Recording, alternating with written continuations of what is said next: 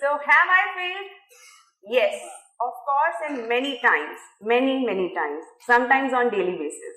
But my journey of failure is not that important. Important are my lessons that I have taken from my failures. So I will try to put before you my 7 lessons that I have learned. My first lesson is that failure is a social concept. Generally, society tells you if you are a failure and a success. We all have faced this.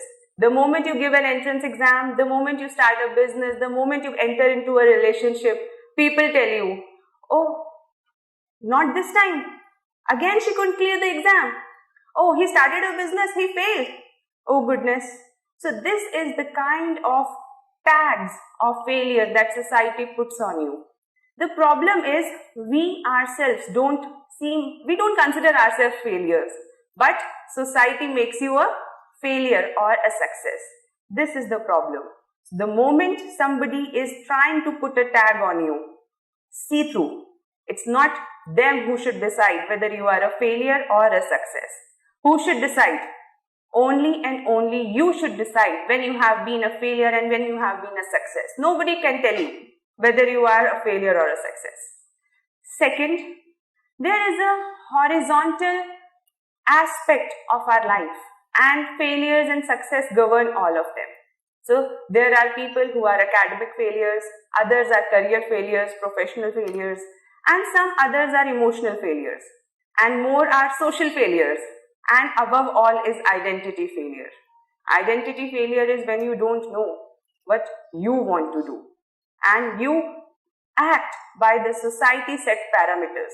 Marriage at 25, career set at 27, child before 30, and first house before 35. All this is what society sets for you. The moment you go beyond, any timeline you go beyond, they will term you failure. But this horizontal aspect, even when not important for society, it is important for you. If you are failing as an emotional person and you are very successful as a profession, it's still a failure. So it is very important to have a balance, because if you regret at the end that you are a very rich, successful person with nobody else to enjoy with, then it is again something you regret. And if you have very loving, good friends, good family, but no money, again it is a problem. Therefore, a balance in all aspects of life is important. So here we are not talking only about career failures. It is very important that you look your life holistically and organically. Third thing I have analyzed through my failures is that there is a vertical aspect to failures. So imagine there is a mountain which is 500 meters and the person who quit at 50 meters is a failure. Person who quit at 100 meters is a failure, and 490 meters is still a failure for society. Only the person who reaches the apex, the peak, the summit is called as success. But is this person who quit at 50 and the person who quit at 490, are they same? They are not same. Absolutely not same. Because the kind of hard work that person has put in, the kind of learnings that person has taken is very different. You cannot compare the failure of a person who has just entered and quit and the person who has strived, had done determination, had the determination to go through. You cannot compare these failures. Not all failures are same. So important what is your pursuit. The person who has failed at 490 is a different person. He is an evolved being. He has learned a lot in the journey. He has the lessons, the wisdom, the knowledge, the skills which he or she can utilize in another venture. This takes me to another of my point. That is, we should not consider ourselves as failure if we just do not reach the peak. Peak is just one point. And as people say, when one door closes, many doors open. But truth be told, these doors are open only for prepared people. So the person who quit at 490. For him or her, these doors are open, not for the person who quit at 50. Because the learnings are different. This person who has learned along the way has other doors open for him or her. Take the example of Amitabh Bachchan. He was rejected as a radio jockey because of his husky voice. And now that voice has become the major attraction, the huskiness, the sincerity of that voice has become the major attraction. And of course, we all know he has failed many times and yet again succeeded. So, the doors open only for those who keep learning and who keep their pursuit on. This leads to my fifth point. It is very important that we analyze our failures.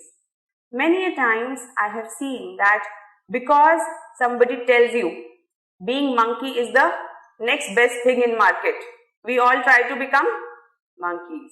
But if you are better at swimming, then be a fish, because you have to play on your strengths.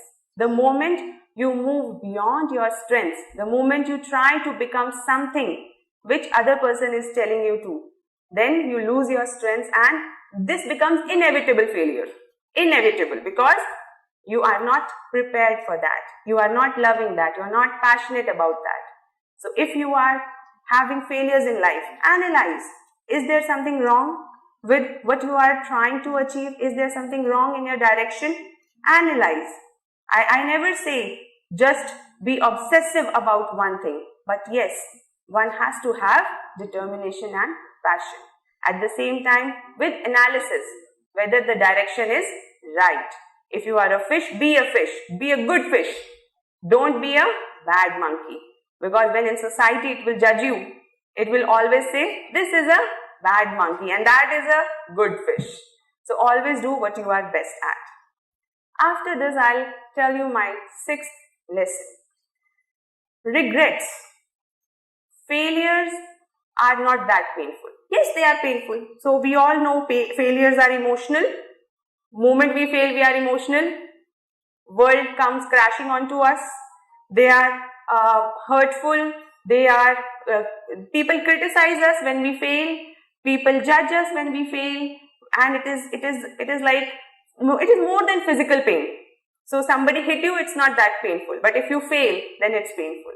But trust me, the pain of failure is still less than the pain of regret. How many of you must have heard your mother's saying that if I would have been given a chance, I would have become this in my life. It was only because I wasn't given a chance. Or your father's saying that I would have bought that property and it would have made a huge lot of difference in our future. We see regrets in old people. And what are these regrets? These regrets are regrets of not failing enough. So yes, failure is painful, but regret is more painful. So choose your pain. It is better you do something and then fail. Because in that failing also, there is a lot of learnings that go along the way. I'll just try to put an example here. Steve Jobs. So Steve Jobs was an academic failure, we all know. He quit, he dropped out of his college in his first year, and out of that, he still didn't stop learning. We all know that he went to calligraphy classes, designing classes, just out of interest. No specific purpose, but he kept on learning. And 10 years later, he connected the dots. When he designed Macintosh, he said that if I had not been an academic failure, I would not have been a designing Excel. So this is important, that even when you fail, you don't stop learning or trying to improve yourself. My seventh point is life is too big. Don't judge yourself on event parameters. So if you have failed an exam, don't judge yourself. It's okay. Don't just judge yourself with one relationship, one event, one success, one business idea, one entrepreneurial startup. No, don't judge yourself. And I'll tell you why. So we all know Einstein. So Einstein was termed as a failure because he could not read when he was 4. He could not rather speak when he was 4. And again he was termed a failure at 7 because he could not read. And we all know what scientific marvel he was.